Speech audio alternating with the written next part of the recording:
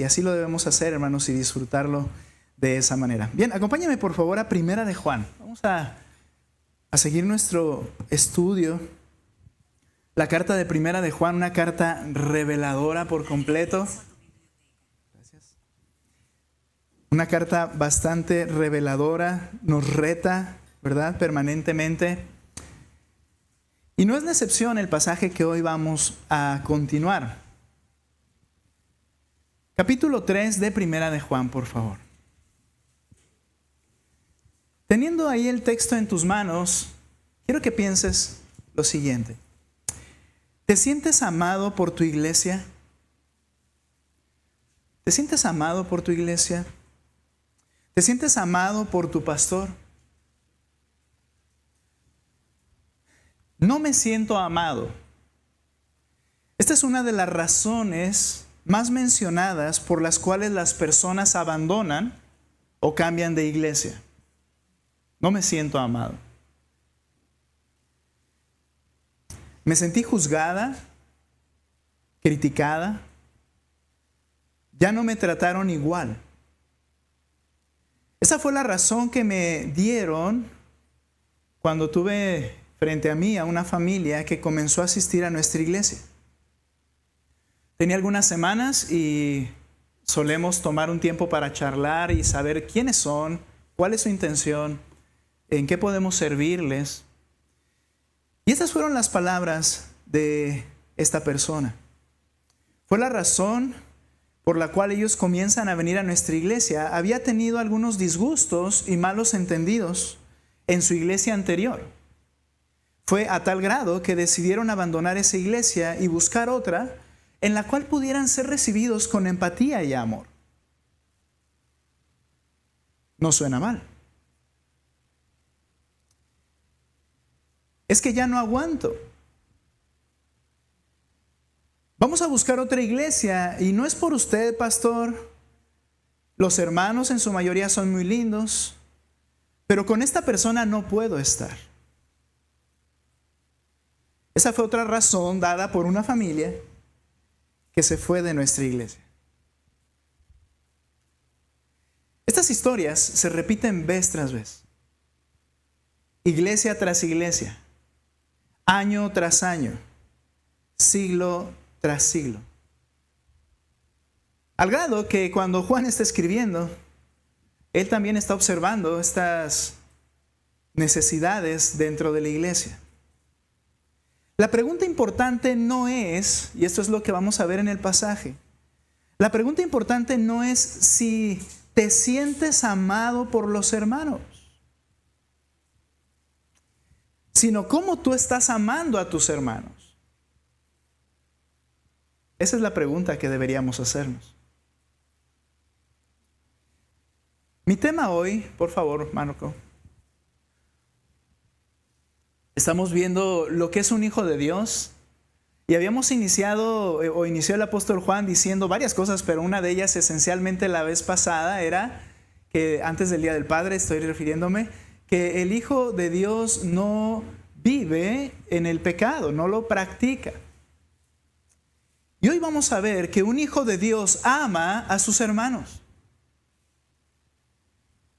Y de lo que vamos a hablar hoy es lo siguiente: amar a mis hermanos, debes entender, no es opcional. Amar a mis hermanos no es opcional, sino que se convierte en una evidencia de que yo verdaderamente soy un hijo de Dios. Mira la importancia de este mandato, o de esta realidad. El Hijo de Dios ama, o el Hijo de Dios ama, sí, a sus hermanos. Amar a mis hermanos no es opcional, sino que se convierte en una evidencia de que yo verdaderamente soy un hijo. Vimos, y de lo que él estaba hablando, lo une con este segundo o este siguiente evidencia. Y dice en el verso 10, en esto se reconocen los hijos de Dios y los hijos del diablo. Solo hay dos. Todo aquel que no practica la justicia no es de Dios. En otras palabras, el que vive en pecado o practica el pecado, no practica la justicia. Es un sinónimo. No haces lo que Dios dice, no es de Dios, tampoco aquel que no ama a su hermano. Lugar para esa charla, y lo vamos a hacer quizá un poquito más adelante o casi al final. El decir, bien, ¿y por qué hay problemas en la iglesia? ¿Por qué no me siento amado? ¿Hay lugar para esa charla? Sí lo hay. Pero lo que tienes que entender es que lo que el Señor te dice a ti es, tú debes amar a tus hermanos, porque si no los amas, hay un riesgo muy grande de que no te conozco, te diga el Señor. Interesante, y la salvación no se pierde, acuérdate. Estamos hablando de evidencias de quién ha venido a la fe en Cristo genuinamente y quién no. Y Juan está haciendo esto intencionalmente. Él quiere que en la iglesia no haya dudas y que los que están en la iglesia, que están no con dudas, sino autoconvenciéndose de ser algo que no son, abran los ojos y digan, pero eso no está en mi vida, arréglalo, mijo. Como les decía, ¿no? Es tiempo. No sé a qué. Y tú pienses que un hijo de Dios ama a sus hermanos. Y vamos a iniciar, por favor, versículo 11. Vamos a iniciar con el versículo 11. Tampoco aquel que no ama a su hermano. ¿Qué estás diciendo, Juan? No es de Dios el que no ama a su hermano. Viene la razón, porque este es el mensaje que ustedes han oído desde el principio. Recuerda que esta frase desde el principio no se refiere a la creación. Se refiere desde el inicio en que el mensaje del evangelio fue proclamado entre ustedes. Lee la carta, a eso se refiere en toda la carta. ¿Qué fue lo que recibieron desde el principio? Desde el mismo inicio de la predicación del evangelio, que nos amemos unos a otros. No como Caín, pone un ejemplo, que era del maligno, hijo del diablo, lo dijo en el verso anterior, y mató a su hermano. ¿Y por qué causa lo mató? Porque sus obras eran malas y las de su hermano justas. Hermanos, no se maravillen si el mundo los odia. El primer punto que vamos a ver aquí, un hijo de Dios ama a sus hermanos. Vamos a hablar de amar u odiar, o amor u odio. Amor u odio. El evangelio, desde que fue predicado, anuncia que debemos amar a los hermanos. Es decir, lo que Cristo les transmitió a los apóstoles durante esos 3 años para iniciar a predicarlo en Hechos capítulo 2, en el día de Pentecostés, cuando vino el Espíritu sobre ellos y comenzaron a predicar el evangelio a todas las naciones, lo que él marcó en sus vidas es que era amar a Cristo y debíamos amar a su pueblo. Está implícito en el evangelio. Si tú en algún momento pensaste, yo debo amar a Cristo, pero no tengo responsabilidad alguna con nadie, ni con una iglesia, ni con un grupo de personas, no quiero estar con esas personas, no entendiste el evangelio. El evangelio implica amar a Cristo y amar a los que Él ama, dice Primera de Juan 5. Ahora, de hecho, el bautismo, que es el acto de primer obediencia de un creyente, el bautismo era en realidad una declaración pública. Hasta ahí todos lo sabemos y decimos, es verdad. Es mi declaración pública de mi fe en Cristo, pero es algo más que eso todavía. Era decirle a toda tu familia, ahora soy de estos que todos los rechazaban. Por eso muchos no se bautizaban. Y por eso la Biblia asume que tampoco eran creyentes.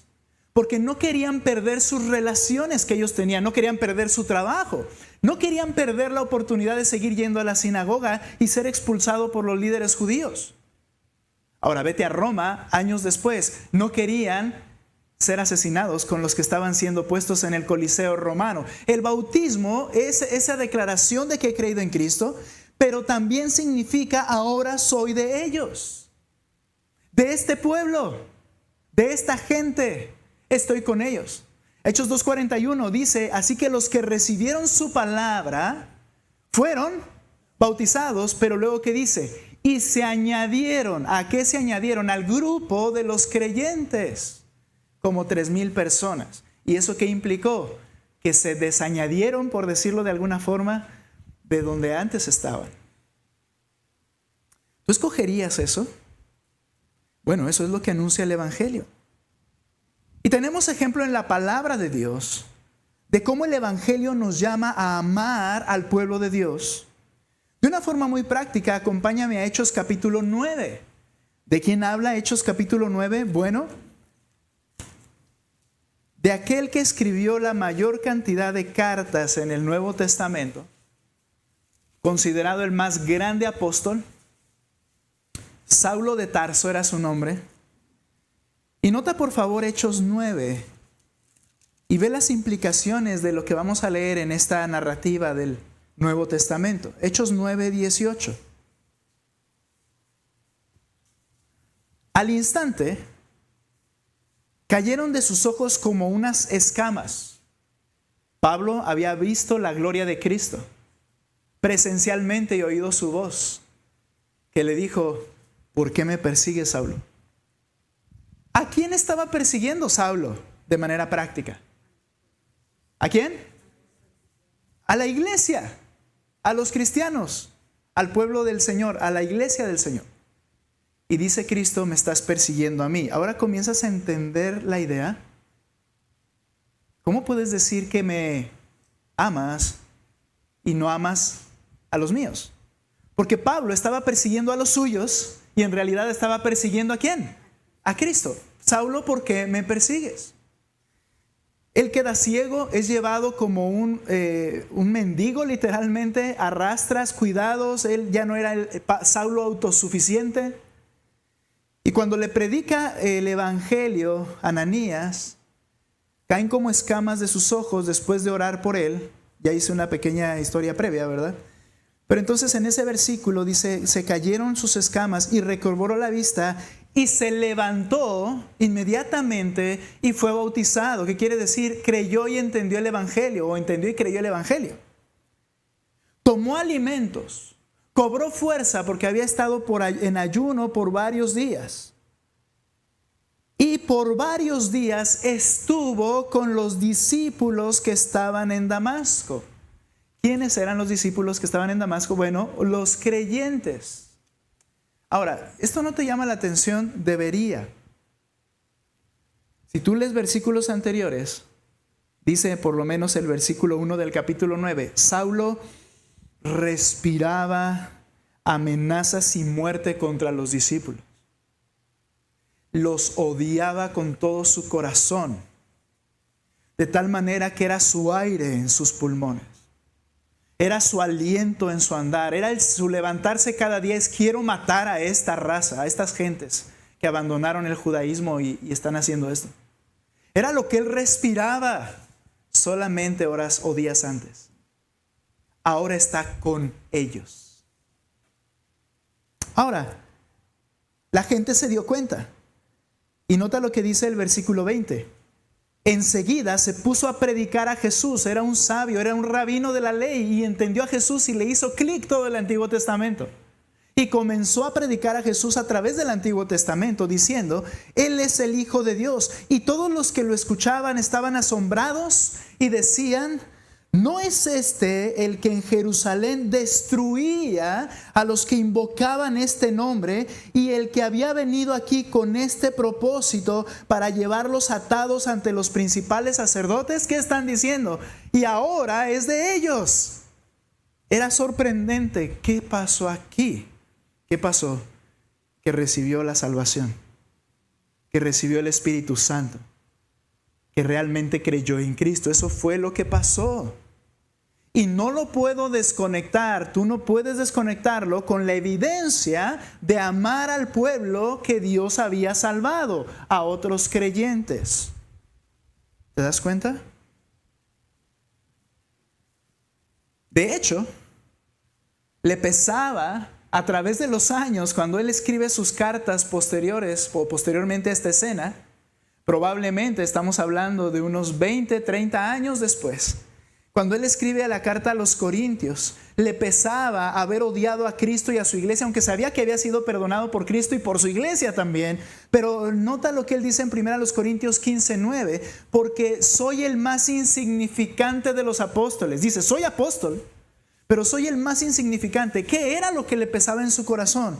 que no soy digno de ser llamado apóstol, pues perseguí a la iglesia de Dios. Ahora en su amor por ellos dice, ¿cómo pude hacer eso? Soy de lo peor o fui de lo peor. Pero luego él dice, pero el Señor me ha recibido a misericordia. Entonces, el Evangelio nos llama a amar. Y entendamos algo, hermanos. Este llamado luego lo generalizamos porque hay un llamado general. ¿Te acuerdas en Mateo cuando el Señor dice, ¿cómo vas a demostrar que eres como tu Padre que está en los cielos? Ama aún a tus enemigos. ¿Okay? Ama a los que te odian, ama a los que te quitan, dales, y esta idea general. Pero hay que empezar por donde se centra el amor de nosotros. Y se centra en Cristo y en los creyentes, y después se ama a los demás. Qué curioso que hay personas que buscan a los demás ayudar, amarlos, cuidarlos, y no a los creyentes. Ahí hay un problema, hay un lío. Hay un lío en el corazón de esa persona.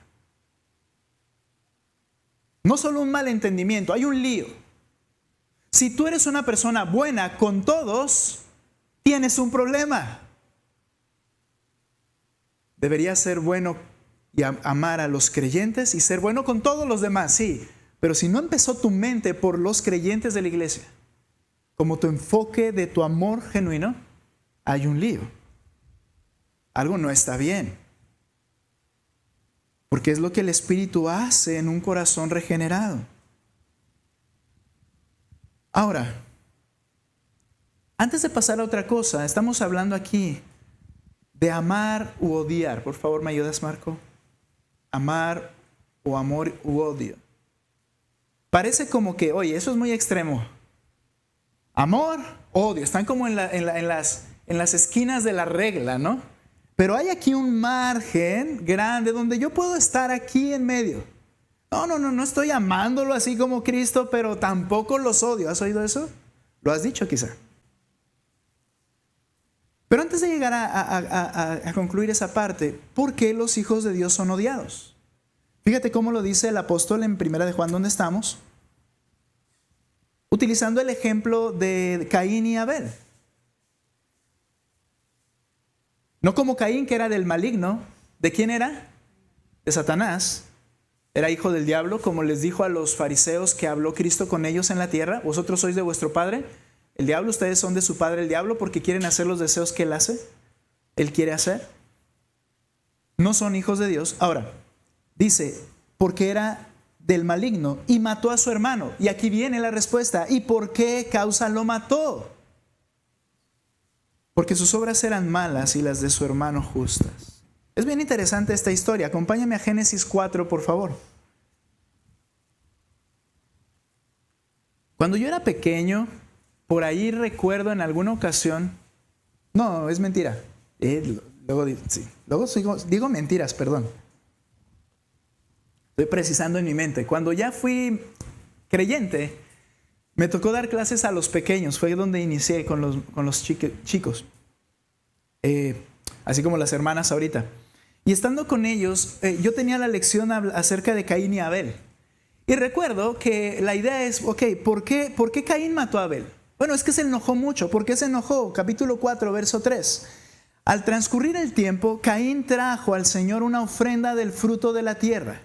También Abel, por su parte, trajo de los primogénitos de las ovejas y de la grasa de los mismos. El Señor miró con agrado a Abel y su ofrenda, pero no miró con agrado a Caín y su ofrenda. Y probablemente cuando vi la escena que yo iba a enseñar a los pequeños, venía Caín, tenía una especie de carrucha, como le dicen aquí, una carretilla, y venía con frutas y verduras porque él se dedicaba a sembrar en el campo, era agricultor. Pero venían allí las zanahorias ya todas aguadas, así colgando de lado, ¿verdad? Las lechugas todas podridas, todo lleno de mosquitas. Y pues iba con su carrucha, ¿no? Y la iba a llevar al Señor. Y Abel trajo una oveja y la sacrificó y se la llevó al Señor. Y Dios vio con agrado. ¿Y cuál es la esencia de esa idea? La idea es que Abel trajo lo mejor. Y Caín no trajo lo mejor, trajo de lo que le sobró en la tierra. Eso es una mentira. Este texto no dice eso. ¿Cierto? Dice, porque sus obras eran justas y las de su hermano malas. En Génesis 4 nos explica, Dios mismo, al responderle a Caín, entonces cuando ve que él se enoja mucho, y hay que entender, ¿hacia quién se enojó? Bueno, dice Juan, contra su hermano. Odió a su hermano. Ya sabes qué implica. Y odió a Dios. Y entonces el Señor lo miró y dijo a Caín, ¿por qué estás enojado? ¿Por qué se ha demudado tu semblante? Si haces bien, ¿no serás aceptado? Pero si no haces bien, el pecado lo tienes a la puerta para hacer lo que tú quieras. El pecado te quiere atrapar, pero tienes la responsabilidad de dominarlo.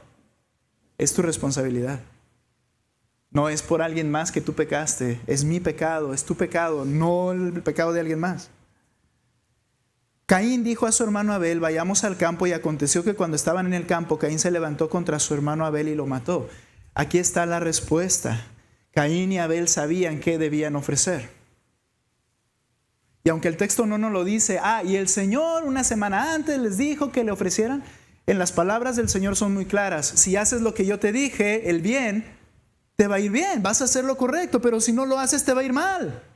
El punto fue que Abel obedeció al padre y Caín no. Caín hizo lo que quiso. Incluso pudo haber traído las mejores zanahorias, las más grandototas. No fue lo que Dios dijo. Y ahí está el pecado.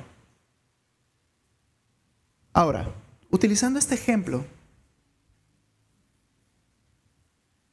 Caín no soportaba ver que Abel era obediente a Dios. No soportaba ver que Abel se complacía en hacer la voluntad de Dios. Caín no soportaba analizarse y darse cuenta que lo que a él le complacía era no hacer la voluntad de Dios. Y cuando veía a Abel actuar, decía, cómo me cae gordo. Siempre haciendo lo bueno. Siempre muy santo. Pero en realidad, ¿cuál es el problema? Él no soportaba ver a alguien que era obediente y él no quería hacerlo. No le interesaba hacerlo. Y eso le enojaba en su corazón. Al grado que fue y lo mató. Y de allí proviene que el asesinato, el origen es ese odio en el corazón hacia una persona. Por tanto, Juan nos recuerda el problema.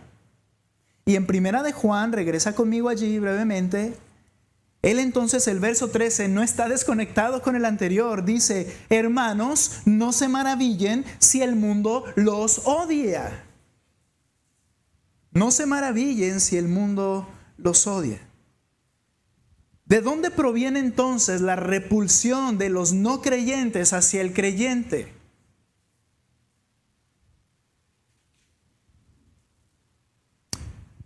Proviene porque las decisiones del creyente, sus gustos del creyente, sus anhelos del creyente, sus palabras del que ha creído en el Evangelio buscan agradar a Dios. No es perfecto, pero busca agradar a Dios, y el mundo no desea tal cosa y no le gusta ver esto y sentirse comparado.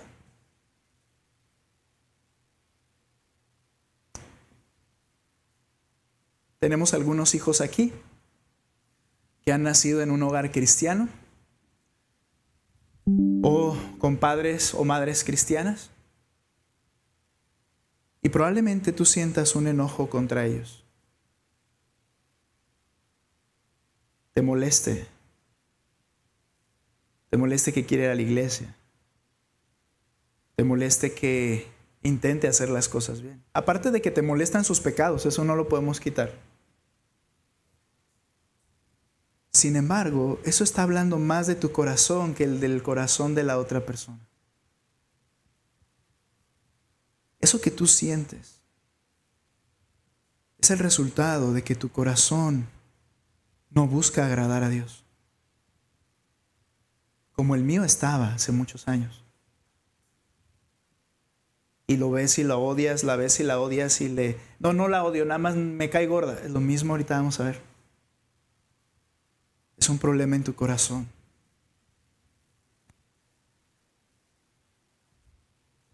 ¿Es tu deseo seguir y obedecer a Cristo en este mundo?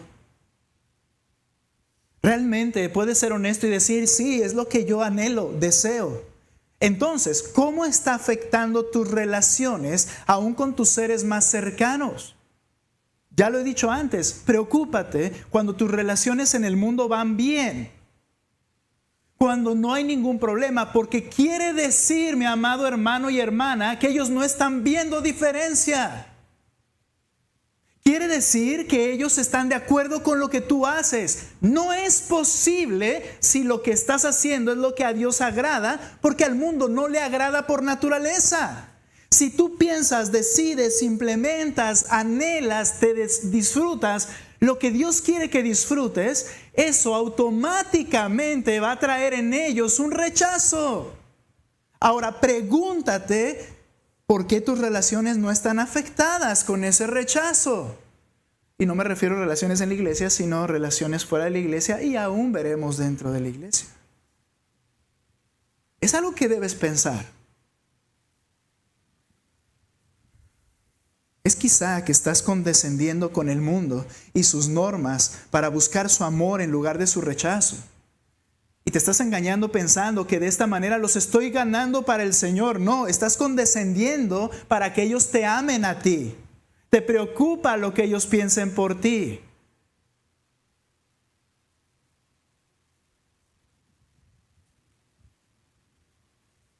Amor u odio. Y sí, yo sé que siempre mi primer punto es el más largo. Pero veamos lo que es amar. Y cómo ese contraste que tenemos ahí en la pantalla se presenta. Amar a los creyentes es el parteaguas en el mundo. Estamos ahí en ese todavía, ¿eh? Es el parteaguas en el mundo, pero también es el parteaguas en la iglesia.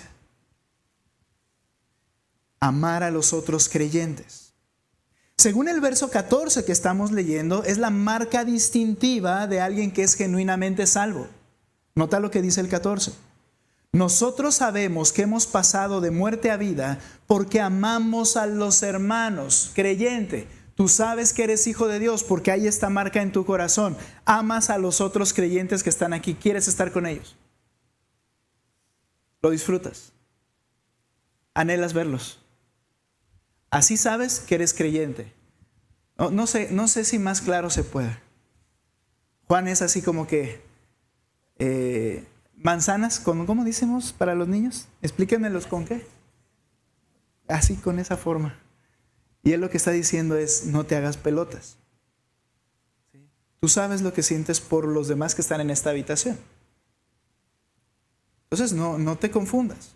Yo te estoy ayudando a ver la realidad de las cosas, dice Juan. Bueno, no dice, es lo que Juan está haciendo. Sabes que eres genuinamente salvo porque amas a los demás cristianos. Unas preguntas de reflexión. ¿Te gozas al ver a un nuevo creyente obedecer al Señor? Oye, me preocupa mucho cuando hay personas que están en la iglesia y viene un nuevo creyente. Sí, déjalo, está en su primer amor, pero deja que se le pase. En lugar de, gracias Señor. Qué gozo ver a ese hombre, esa mujer, entregado, aprendiendo, sí, pero entregado, deseoso. ¿Te gozas al ver a otro ser fiel y obediente a la palabra? ¿Te gozas en ver a otros poniendo sus dones y talentos al servicio del Señor? ¿Los amas y quieres estar con ellos? Por otro lado, sabes que no eres creyente porque las respuestas a las preguntas anteriores son un no. Sabes que no eres creyente porque no los amas. El énfasis de este texto es no amar, de hecho. ¿Qué es no amar a los hermanos? Según el texto, No amarlos es odiarlos. Eso me parece exagerado. No, mira lo que dice el 15. Dice, el que no ama permanece en muerte. ¿Te gusta más esa frase, el que no ama? Porque Juan la pone como un sinónimo en el verso 15. Todo el que, ¿qué dice? Aborrece. Entonces, así de fácil. Si no amas, odias. Delante del Señor es, si no amas, odias. Todo el que aborrece a su hermano es un asesino. Y ustedes saben que ningún asesino tiene vida eterna, permanente en él. ¿Qué es no amar a los hermanos? No amarlos es odiarlos. Nota que aquí no hay grados, no hay márgenes. Decir, ok, no los amo. A esas personas donde tengo que ir por alguna razón, no los amo, así como que, wow, es lo más importante para mí, pero no los odio en realidad. Bueno, ese es un engaño. Piensa en esto. Si no los amas y dices que no los odias porque se escucha muy feo, si no quieres estar mucho con ellos, si no prefieres salir con ellos, si no te gusta demasiado cómo piensan o lo que les gusta a ellos, si tratas de evitarlo mejor, y por cierto, eso no pasa con los amigos del trabajo, la escuela, los familiares, no te olvides de eso. Piensa en esto, si no tienes ese deseo de estar mucho con ellos, ¿qué pasaría si tuvieras que estar con ellos noche y día? No, nada más no los amaría, no. Los odiarías. ¿Qué diferencia habría con Caín y Abel? ¿O qué diferencia habría con Jesús y sus hermanos? Jesús fue el líder del hogar cuando murió José, era el más grande. Llamado el carpintero porque siguió el trabajo de su padre. En otras palabras, él tomó la autoridad y responsabilidad de casa y a María la protegía y protegía a sus hermanos. Él proveía, él veía por sus necesidades. Imagínate si él hizo algo mal como un líder en casa. Nada, pero ellos lo odiaban. Al grado que cuando supieron que lo querían matar en Jerusalén, le decían, oye, tú que te quieres hacer famoso. Se oyen palabras amargas de odio y enojo. Dice, sube, ve a que te conozcan. Y sirve que te despachan de una vez. Ese era el deseo de sus hermanos. Imagínate vivir con estas personas día y noche. Algunos tienen la oportunidad. Esposo, tienes la oportunidad de vivir con tu esposa día y noche. Hijos, no puedes hacer otra cosa. Quieres comida y vestido, tienes que vivir con esa mujer o ese hombre y ese hombre y mujer día y noche. ¿Y qué pasa en tu corazón? Los odias. Necesitas a Cristo. Si mueres hoy vas a ir al infierno, entiéndelo. Es una evidencia que tienes que ver en tu corazón. Clama al Señor por perdón y Él cambia tu corazón para que ames a los que odias.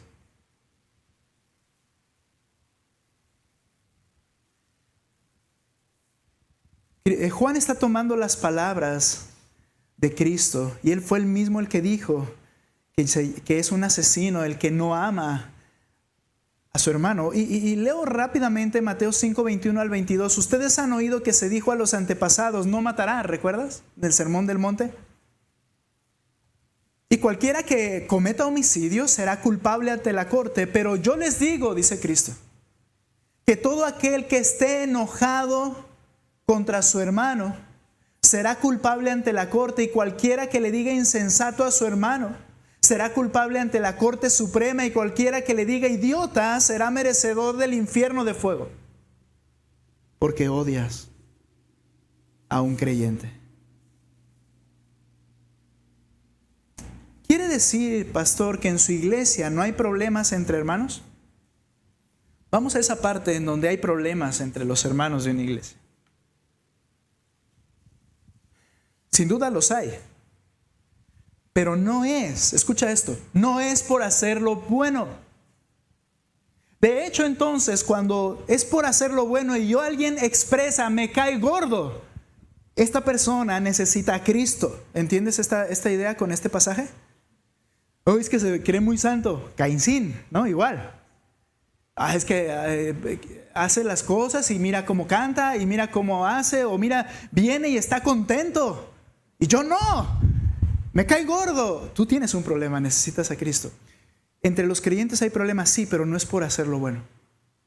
No puede ser por hacer lo bueno, según el pasaje. Al hacer lo bueno nos da gusto.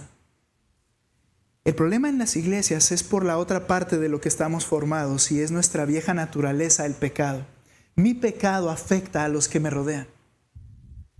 Mis desplantes, mis palabras poco amables, mis afirmaciones incoherentes o poco cuidadas de lo que estoy diciendo en público, mis actitudes, incluso mi orgullo al hacer algo que es para el Señor y lo estoy haciendo pecaminosamente, si tú quieres.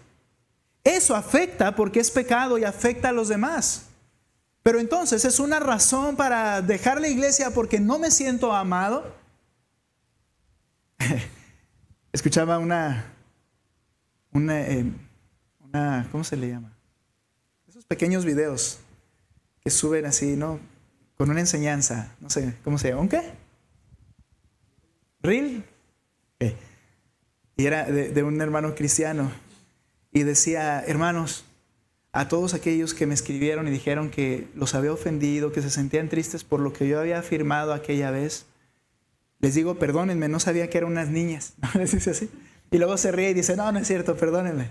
Ahora, a lo que yo voy es esto. Hay razones por las que ofendemos a otros, pero ¿qué se hace en esos casos? Por causa de nuestros malos procederes, mi pecado afecta y daña a los demás, pero somos capacitados para enfrentar esos pecados y perdonarlos, cualquier pecado que éste sea. Si la persona está arrepentida de su pecado, yo debo perdonarle y el Espíritu me capacita a hacerlo. Si la persona no se arrepiente de su pecado e insiste, tiene que estar fuera de la iglesia, ya lo sabemos.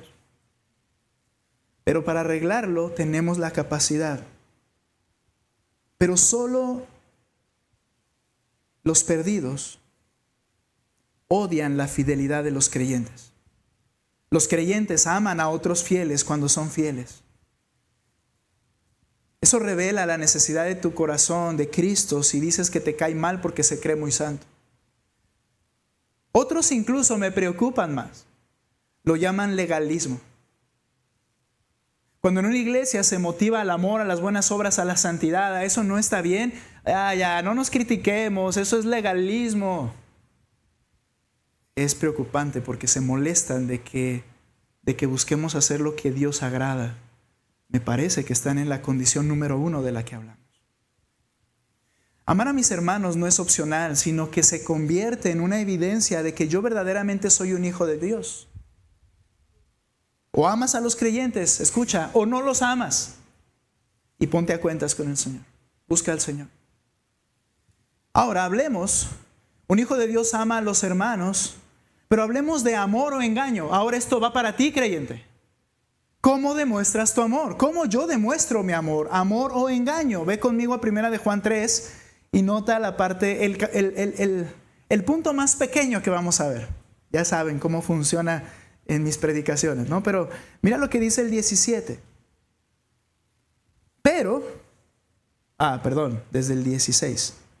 En esto conocemos el amor, en que Él puso su vida por nosotros, también nosotros debemos poner nuestras vidas por los hermanos. Si queremos definir a qué nos referimos con amor, el modelo de amor es Cristo. ¿Qué hizo Cristo? Él puso su vida, dio todo lo que tenía, en pocas palabras, por nosotros. Y por mandato dice que nosotros debemos dar todo lo que tenemos por nuestros hermanos. Y ese es un mandamiento.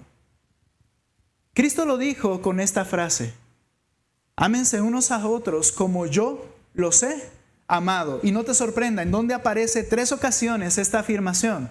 En Evangelio de Juan. Capítulo 13, 15, 13, 34 y 15, 12. Cuando está en sus últimos momentos con sus discípulos en la última noche, Él enfatizó constantemente: así como yo los amé, ámense. Ámense como yo los estoy amando. Sírvanse como yo los estoy sirviendo. Lávense los pies, es decir, humíllate y sirve a tu hermano en lo que necesite, como yo lo hice. Proviene del Evangelio de Juan. Por eso llaman algunos a Juan el evangelista o el apóstol del amor. Ahora, eso se oye muy romántico, pero ¿sabes por qué fue? Porque él pudo darse cuenta en el tiempo que él está viviendo. Ya habían fallecido los demás apóstoles, la necesidad más preocupante de la iglesia. Gente que dice que es creyente y que no tiene estas evidencias. Gente que dice que es creyente y no ama a su hermano. Y él tiene que traer a la mente, decir, Cristo nos enseñó esto. Ahora, escúchame con atención y con misericordia. La autoestima como regla para amar a otros es una regla inferior. Creyente, escúchame, no es para ti. Por favor, escúchame, no es para los cristianos. Ámate a ti mismo para poder amar a los demás. No, ten cuidado. Esa es una mentira. Esa no es una ok, voy a retomar un pasito atrás. Esa idea de la autoestima como regla para amar a otros es una regla inferior. Es humana, buena, pero de un mundo caído en pecado. Escucha por qué. Es la única experiencia que puede funcionar para decirle a alguien que no ha conocido a Cristo cómo es amar a alguien lo más que se puede. Porque no hay nadie a quien ames más que a ti mismo, mis amados hermanos. ¿Y qué pasa con los que están en depresión y dicen que son de lo peor? Quieren que los levantes de allí. Y no quiero ser crítico en esto. Sé que hay personas que se deprimen. Sé que hay una circunstancia química. Sé que hay una circunstancia cerebral. He aprendido mucho de mi hermana Leti al respecto. Pero recuerda que el pecado ha corrompido todo lo que soy. Quiero que alguien venga y me diga, tú vales mucho. Porque yo quiero, porque yo me amo. Al final de cuentas, más que nada. Es una forma como al revés, buscando que alguien me diga que yo soy o valgo. Es humano, te vuelvo a decir. No quiero decir que sea malo. Pero lo que sí quiero afirmar es que esto no es la regla para el creyente. Y esto sí quiero que lo entiendas muy bien. ¿Por qué? Para el Hijo de Dios, la norma es inigualable. Ama como fuiste amado por Cristo. Esta es tu mayor experiencia, no tu amor personal. De hecho, tu amor personal te lleva a pecar muchas veces. La mayor experiencia es la entrega de Cristo por ti. Ahora, ¿eso es posible? No. Una de las características que ¿Me equivoqué aquí? ¿Eso es posible? Sí. Si no, ¿de qué estoy predicando?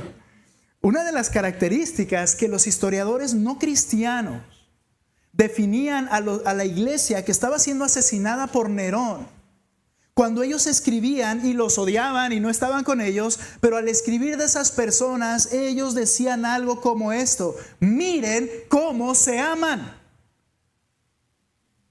Que daban su vida uno por el otro, que ocultaban al que se había escondido. Y decían, no, llévame a mí, pero ellos que se salven. O estaban en el Coliseo y ellos se lanzaban a las fieras antes de que a otros, y al final se los comían a todos.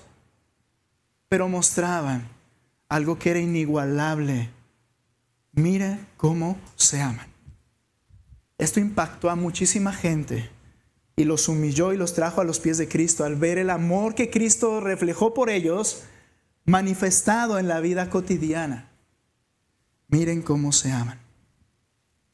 Pastor, ¿y qué decimos de Efesios capítulo 5? Ninguno aborrece su propia carne, sino que la sustenta y la cuida. Perfecto. Esa no es la regla para amar. Ese pasaje le dice a los esposos creyentes que son llamados a cuidar, sustentar y proveer a su esposa como a sus mismos cuerpos, entendiendo que yo necesito comer y busco algo que me satisfaga, que yo estoy en el fuego y me alejo, que naturalmente me cuido. Y dice, así debes cuidar a tu esposa. Pero cuando dice de amarla, el texto dice como Cristo amó a la iglesia y se entregó a sí mismo por ella. Ahí está la regla, ¿de acuerdo?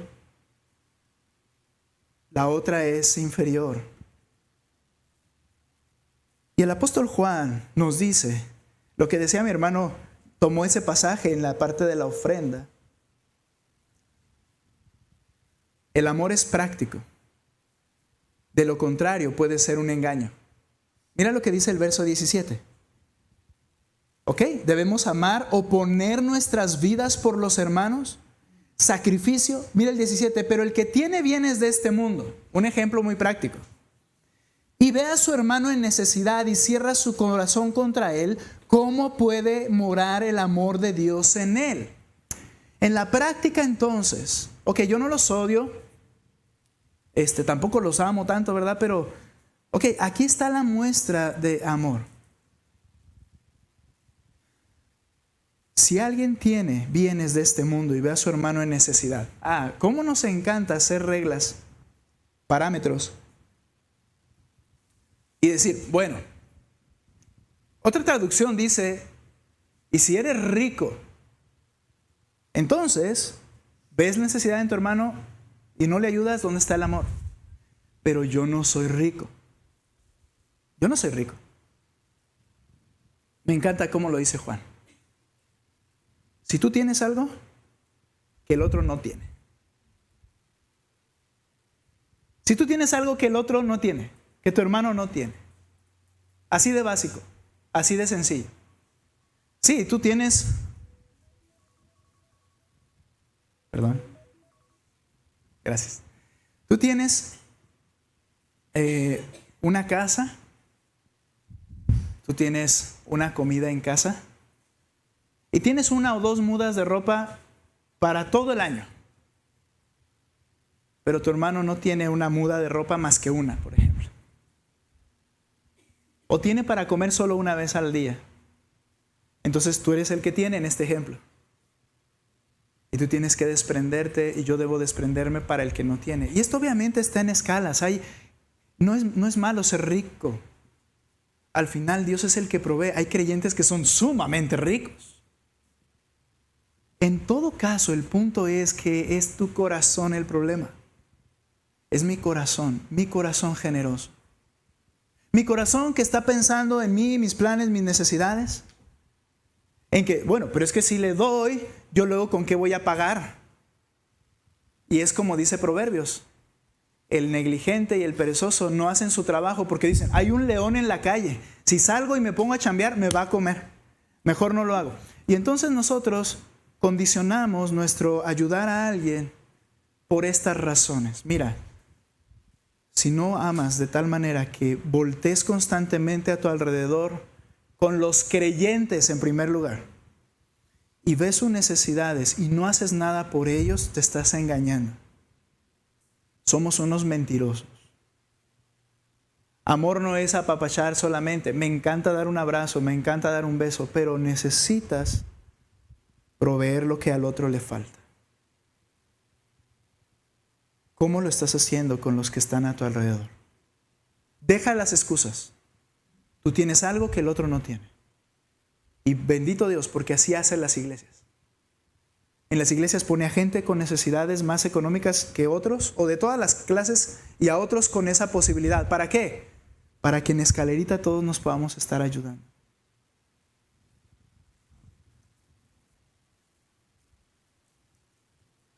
El ejemplo es Cristo. Cristo tenía los recursos que nosotros no tenemos. Dejó su entorno de gloria, tomó un cuerpo humano humilde por nosotros. Dejó su autosuficiencia por nosotros, se sometió a obediencia por nosotros. Dejó su derecho a defenderse por nosotros, permitió que el castigo cayera sobre él por nosotros, dejó su cuerpo colgado en un madero por nosotros. Él lo tenía todo y todo lo que él tenía, nosotros no lo teníamos y él lo entregó por nosotros. Mira a tus hermanos y no cierres tu corazón, sino como dijo un pastor, abre tus manos. Vive con las manos abiertas. Busca proveer lo que tú tienes al otro que no lo tiene. Esa es la muestra de amor. Vivir con las manos abiertas, la idea es dejar que caiga para el que tiene necesidad. Pero ahora a tu hermano amado, dáselo con amor. Ve qué necesidad hay. Hermanos, creyentes, yo amo estar con ustedes, ustedes aman estar conmigo y todos amamos venir a la iglesia. Falta eso. ¿Cómo estás supliendo la necesidad del necesitado en tu iglesia? El multimillonario, ¿cómo está supliendo al millonario? Para que no le pongas grados, ¿verdad? Ni cuánto tengo en la cuenta, y todos tenemos que manifestar este amor. El amor genuino no es invisible. Dice el texto al final: hijitos míos, mira, verso 18. No amemos de palabra ni de lengua, sino de hecho y en verdad. El amor siempre suple lo que hace falta. El amor es una decisión, no una emoción. Si tú te basas a las emociones, ahorita ayudas, al rato no quieres. Ahorita sí yo quiero y las emociones. No, es una decisión de ayudar. Tienes la responsabilidad de voltear a tu alrededor y suplir. No se trata de lo que sientes por ella, sino de lo que decides hacer por ella. El amor suele ser incomprendido también. Es que no sentí que me amaran, pero dice Proverbios 27:6, fieles son las heridas del que ama, pero importunos los besos del que aborrece. El amor también va a implicar tener que tratar asuntos que no son agradables de tratar. Y tener que decir: mi amado hermano, mi hermana, yo vi esto, mira, eso no está bien. No me muestras amor. Probablemente lo piensen así, porque el amor genuino también es muy incomprensible. O muy incomprendido, más bien dicho. Y amar siempre implica sacrificio. Si quieres hacer algo que no te cueste, no estás amando. Siempre implica desprenderte, doler, pero eso es amar sacrificialmente. Termino. La cuestión no es si te sientes amado, sino en cómo tú estás amando a los que Dios ha llamado sus hijos. ¿Cómo lo estás haciendo? Me preocupa si tú eres de una persona que se mantiene aislada de este grupo. ¿Por qué te aíslas de este grupo? O de cualquier otro de grupo cristiano, iglesia. ¿No será que no te agrada estar con ellos? ¿Qué te enseña eso según lo que hoy escuchaste? Amar a mis hermanos no es opcional, sino que se convierte en una evidencia de que yo verdaderamente soy hijo de Dios. Y recuerda, o amas a los creyentes o no los amas. Pongámosle lo que es, los odias. ¿Cómo estás manifestando que ese amor es real y no un engaño? Si no experimentas, una última invitación, y no tienes el deseo de amar a los creyentes, quizá empezando por tus padres o tus hermanos más cercanos, te hago una invitación, honestamente. Pídele al Señor perdón. Dile: me has revelado mi corazón. Me has hecho ver quién soy. Yo quería autoconvencerme, autoengañarme y decir: no estoy tan mal, pero hoy tú has dicho que no soy tuyo. Cámbiame. Hoy tengas la oportunidad de mirar las necesidades que están a tu alrededor antes de ir corriendo a casa. Tal vez hoy tengas la oportunidad de hablar con alguien y ver qué necesita en lugar de salir a la comida porque ya tenemos hambre. ¿Cómo lo vas a practicar? Señor, tú nos amaste entregándote por nosotros y a veces nos duele desprendernos. Quizá nos complacemos en estar con otros creyentes, pero nos falta crecer en amor. ¿Qué es el fruto de tu espíritu? Amor. Un amor que sea de tal manera que puedan decir: miren cómo se aman. Miren cómo se cuidan. Miren cómo se ayudan. Señor, esta labor no es exclusiva del pastor hacia la iglesia. Debo serlo. Esta labor es unos con los otros. Mi Dios, cautiva algún corazón y quítale el engaño de su mente y puedan ver quiénes son y puedan venir a tus pies si no son salvos. Solo tú haces eso, Señor. Y nos complacerá ver un corazón deseoso de oírte, deseoso de estar, deseoso de obedecerte. Para tu gloria, mi Dios. Gracias por esta mañana, mi Dios. Queremos adorarte en el nombre de Cristo Jesús. Amén.